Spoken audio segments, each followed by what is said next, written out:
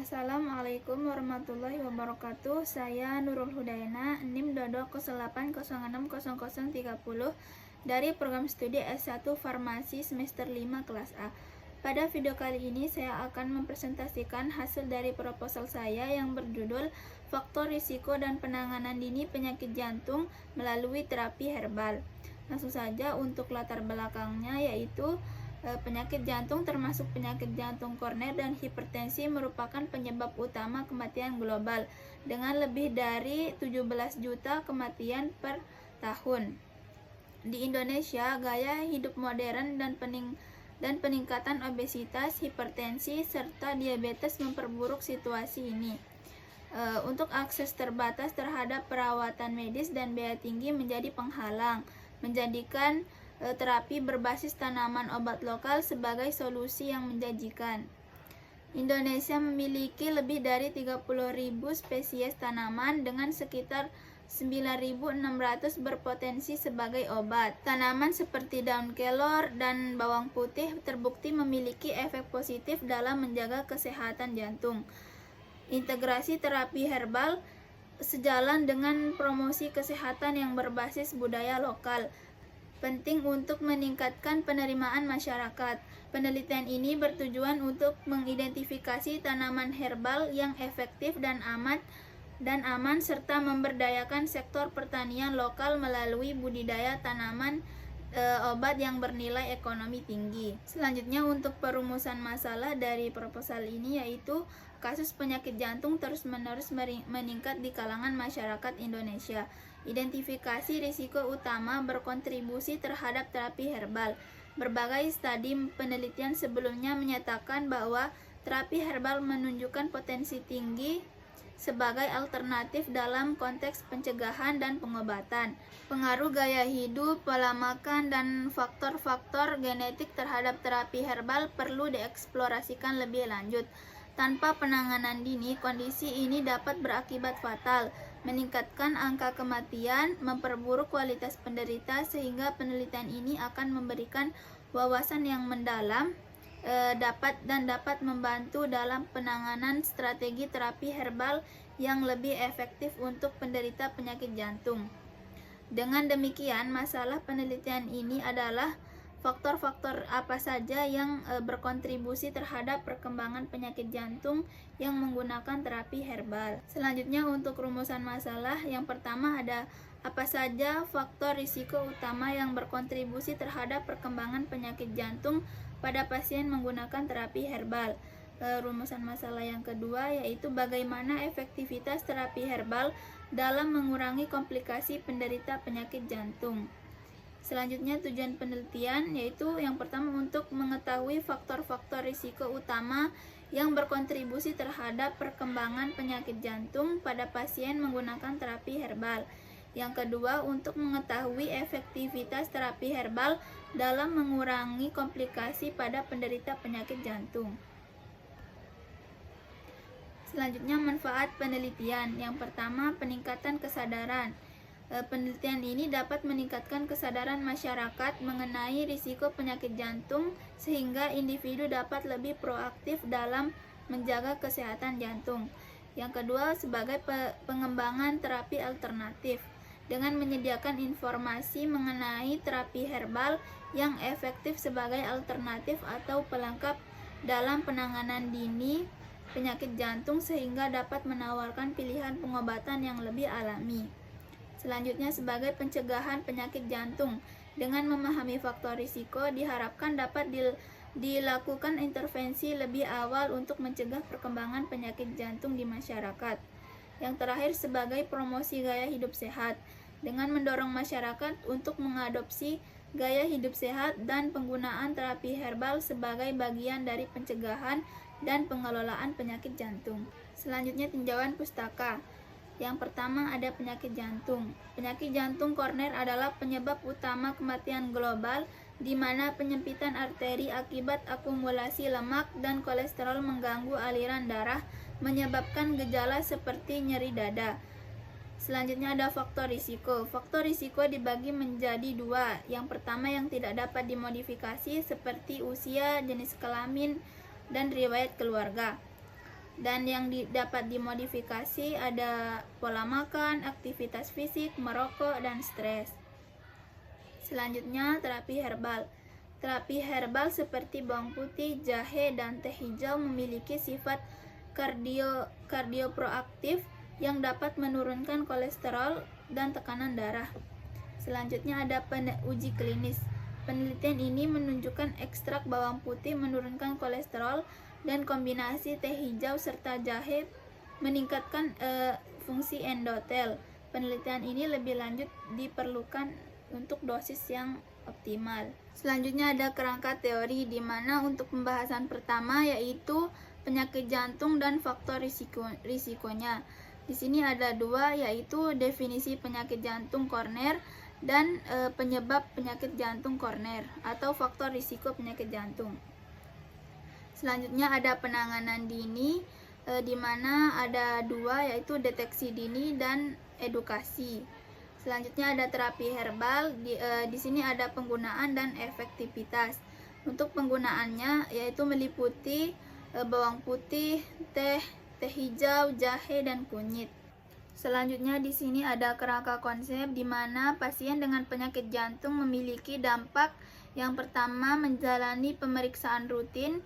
Yang kedua, gangguan risiko kesehatan akibat faktor risiko. Yang ketiga, perbaikan pola hidup dan rutin minum obat. Selanjutnya, penanganan dini melalui terapi herbal memiliki dampak pada pasien, yaitu efektivitas terapi herbal dalam menangani gejala. Yang kedua, potensi interaksi dengan konvensional. Selanjutnya untuk hipotesis penelitian, di mana hipotesis utama terapi herbal efektif dalam penanganan dini penyakit jantung, membantu mengurangi komplikasi dan memperlambat progres penyakit. Tetapi ini diharapkan dapat meningkatkan kualitas hidup pasien dengan mengelola gejala awal dan memperbaiki kesehatan jantung. Selanjutnya hipotesis spesifik, di mana H1-nya yaitu terapi herbal dapat mengurangi gejala awal penyakit jantung seperti nyeri dada dan sesak napas dibandingkan dengan pengobatan konvensional. H2-nya yaitu penggunaan herbal mampu mengendalikan faktor risiko utama penyakit jantung seperti tekanan darah, kolesterol, sehingga menurunkan risiko komplikasi. Untuk H3-nya yaitu penerapan terapi herbal sejak dini berpotensi memperlambat perkembangan penyakit jantung dan mengurangi keparahan tahap lanjut. Selanjutnya untuk metode atau desain penelitian, di mana penelitian ini menggunakan desain observasional analitik dengan pendekatan kohort selama 3 bulan, melibatkan 30 pasien usia 30 sampai 65 tahun dan memiliki lebih dari satu faktor risiko penyakit jantung dan bersedia menjalani terapi herbal. Pasien dengan penyakit jantung berat atau dalam terapi konvensional dikecualikan. Untuk data dikumpulkan melalui kuesioner, pemeriksaan fisik, dan pemberian terapi herbal. Kemudian dianalisis menggunakan uji T atau ANOVA dan regresi logistik. Selanjutnya untuk tahap penelitian, di mana untuk bulan pertama yaitu pengumpulan data awal, bulan kedua pemberian terapi herbal dan data lanjutan, bulan ketiga analisis data dan pelaporan. Untuk lokasi penelitian, tempatnya di Rumah Sakit Kota Mataram. Selanjutnya populasi dan sampel. Populasi dalam penelitian ini adalah semua individu yang beresiko penyakit jantung yang berusia kurang lebih 30-65 tahun dan tinggal di wilayah Mataram.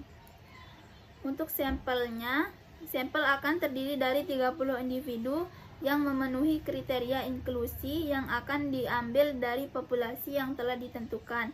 Sampel ini diharapkan dapat mewakili populasi secara keseluruhan terkait dengan faktor risiko dan penerapan terapi herbal. Selanjutnya teknik sampling dan kriteria penelitian. Untuk teknik samplingnya menggunakan purposive sampling untuk memastikan sampel memiliki karakteristik tertentu, yaitu berisiko tinggi terhadap penyakit jantung dan bersedia berpartisipasi dalam terapi herbal.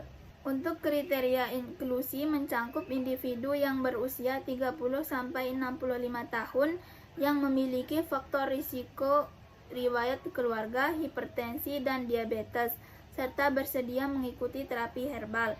Sedangkan kriteria eksklusi meliputi individu yang sedang menjalani pengobatan medis yang tidak dapat dihentikan, yang memiliki alergi terhadap herbal, yang sedang hamil atau menyusui, serta memiliki gangguan mental yang mempengaruhi partisipan dalam penelitian. Selanjutnya untuk definisi operasional, di mana faktor risiko penyakit jantung adalah kondisi yang meningkatkan kemungkinan seseorang mengalami penyakit jantung, meliputi faktor biologis seperti hipertensi, diabetes, kolesterol tinggi, dan obesitas. Faktor gaya hidup seperti pola makan, merokok, kurang aktivitas fisik, dan stres, serta faktor genetik yang berupa riwayat keluarga. Penanganan dini penyakit jantung mencakup tindakan preventif atau kuratif seperti perubahan gaya hidup, pengaturan pola makan, olahraga rutin, pengelolaan stres, dan terapi herbal untuk menurunkan risiko serta mengatasi gejala awal. Terapi herbal yang digunakan yaitu bahan alami dari tanaman seperti bawang putih, daun salam, kunyit, temulawak yang berfungsi menurunkan tekanan darah, mengontrol kolesterol, dan meningkatkan fungsi kardiovaskular. Selanjutnya alur penelitian. Yang pertama yaitu persiapan dengan melakukan kajian literatur tentang faktor risiko penyakit jantung dan terapi herbal serta mendapatkan persetujuan penelitian. Yang kedua, mengidentifikasi subjek penelitian dengan mencari populasi dan sampel serta mengumpulkan data primer atau kuesioner atau wawancara dan data sekunder tersebut dari jurnal atau buku. Selanjutnya, menguji efek terapi herbal terhadap indikator kesehatan jantung seperti tekanan darah atau kadar kolesterol. Selanjutnya, mengolah data secara deskriptif, kuantitatif untuk mengevaluasi hubungan terapi herbal dengan risiko penyakit jantung. Yang kelima, menarik kesimpulan berdasarkan hasil analisis dan membandingkan dengan penelitian sebelumnya. Yang terakhir, menyusun laporan penelitian, mempresentasikan hasil, dan mempublikasikan di jurnal ilmiah. Selanjutnya, penyusunan teknik pengumpulan data. Yang pertama, studi literatur, yaitu mengumpulkan informasi dari buku, jurnal, dan artikel ilmiah tentang faktor risiko penyakit jantung dan terapi herbal untuk mendapatkan landasan teori yang kuat.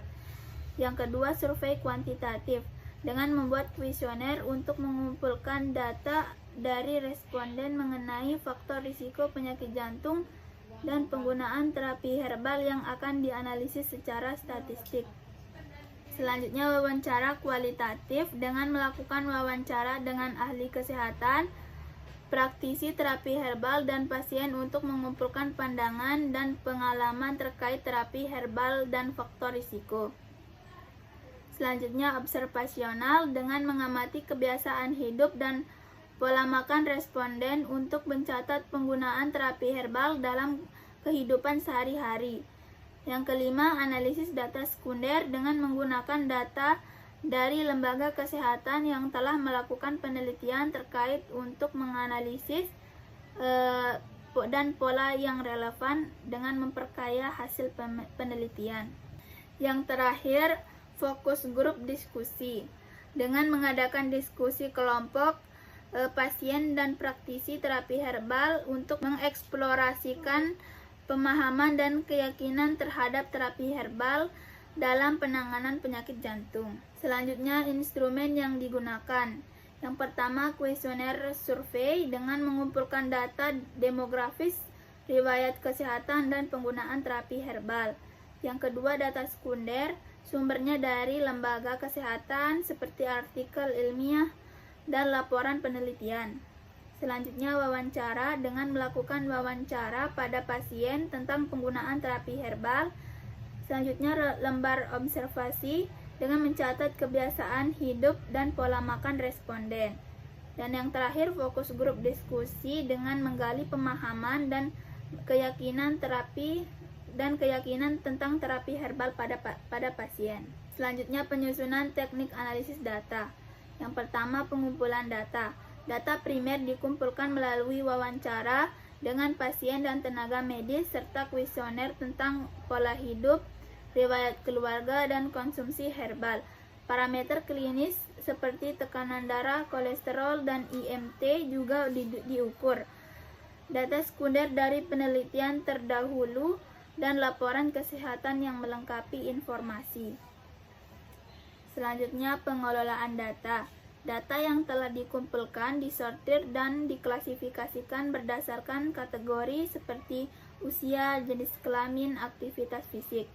Data yang terorganisir dimasukkan ke dalam perangkat lunak analisis seperti SPSS atau Excel untuk pengolahan data yang lebih lanjut. Selanjutnya, analisis data. Analisis deskriptif menggambarkan profil pasien pada pola konsumsi herbal. Uji T berpasangan digunakan untuk membandingkan parameter klinis sebelum dan sesudah terapi herbal, sedangkan regresi linear untuk mengevaluasi hubungan faktor risiko dengan penyakit. Analisis tematik dilakukan untuk data kualitatif. Selanjutnya, interpretasi dan pengumpulan data. Data diinterpretasikan untuk mengidentifikasi faktor risiko yang signifikan dan efektivitas terapi herbal. Hasil analisis menunjukkan hubungan pola hidup dengan penyakit jantung serta perubahan parameter klinis yang mendukung pentingnya penanganan dini terapi herbal. Selanjutnya ada RAB atau Rencana Anggaran Biaya.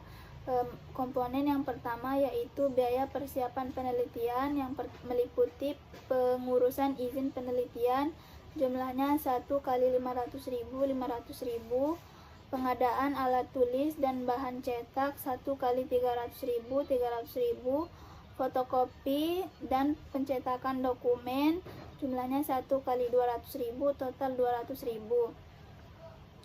Selanjutnya yang kedua, biaya pengumpulan data meliputi transportasi untuk wawancara observasi, jumlahnya 10 kali 150.000, 1.500.000, honorarium responden 20 kali 50.000, 1 juta, kuesioner dan formulir 20 kali 10.000, 200.000, totalnya 2.700.000. Selanjutnya yang ketiga, biaya analisis dan penyusunan data konsumsi yang meliputi konsumsi selama pengelolaan analisis, jumlahnya 1 kali 100.000, 1 juta. Yang kedua, pencetakan dan penjilitan laporan 1 kali 50.000, 50.000. Dan untuk biaya yang tidak terduga seperti cadangan kebutuhan mendadak 1 kali 500.000, 500.000. Jadi total dari RAB semuanya yaitu 5.350.000. Selanjutnya di sini ada lini masa penelitian. Untuk tahap penelitian, yang pertama persiapan dan pengurusan izin, waktu pelaksanaan 1 Februari sampai 7 Februari 2025 dengan durasi 1 minggu. Untuk pengumpulan data, waktu pelaksanaannya 8 Februari sampai 7 Maret 2025, durasinya 4 minggu. Untuk pengelolaan dan analisis data, waktu pelaksanaannya 28 Februari sampai 28 Maret tahun 2025, durasinya 3 minggu. Penyusunan laporan penelitian, waktu pelaksanaan 29 Maret sampai 12 April 2025, durasinya 2 minggu. Untuk revisi dan finansial laporan, waktu pelaksanaan 13 April sampai 20 April 2025, durasinya 1 minggu. Sekian video presentasi dari saya, kurang lebihnya mohon maaf. Wabillahi taufiq wal hidayah. Wassalamualaikum warahmatullahi wabarakatuh.